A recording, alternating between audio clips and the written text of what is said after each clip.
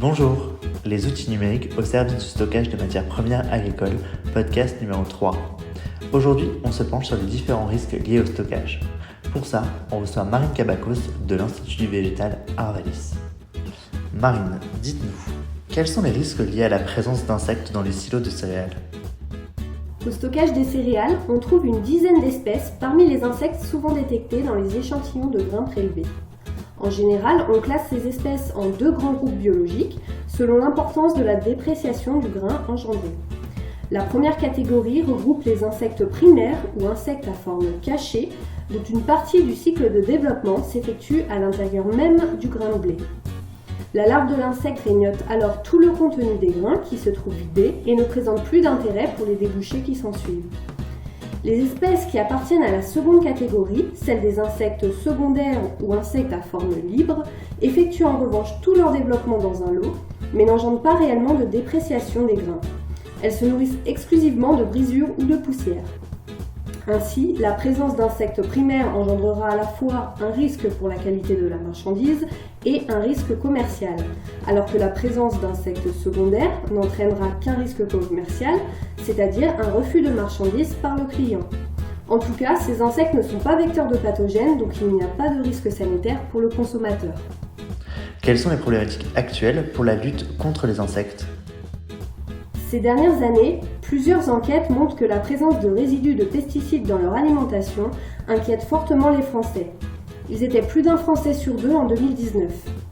Cette forte demande sociétale, couplée à un durcissement de la réglementation en matière d'utilisation d'insecticides au stockage, a accéléré l'apparition de contrats sans insecticides.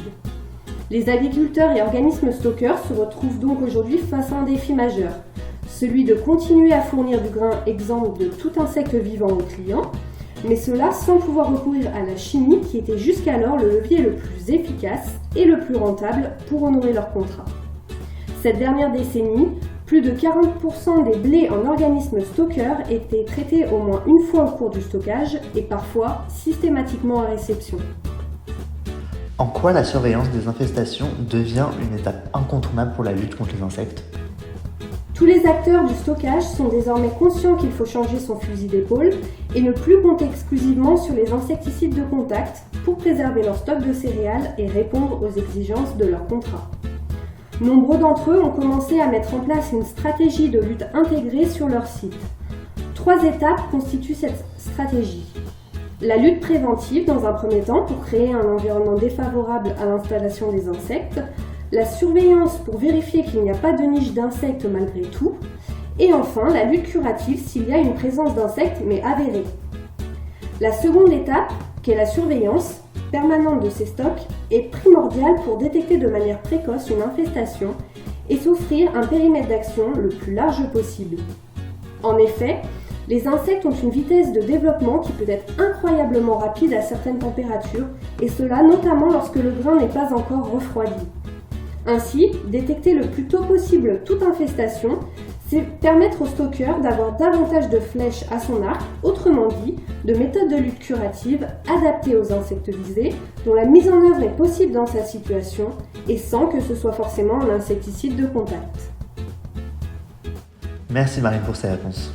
On vous donne rendez-vous le 26 mars 2020 au stade Pierre-Mauroy et n'oubliez pas, Javelot vous propose un nouveau podcast dès la semaine prochaine.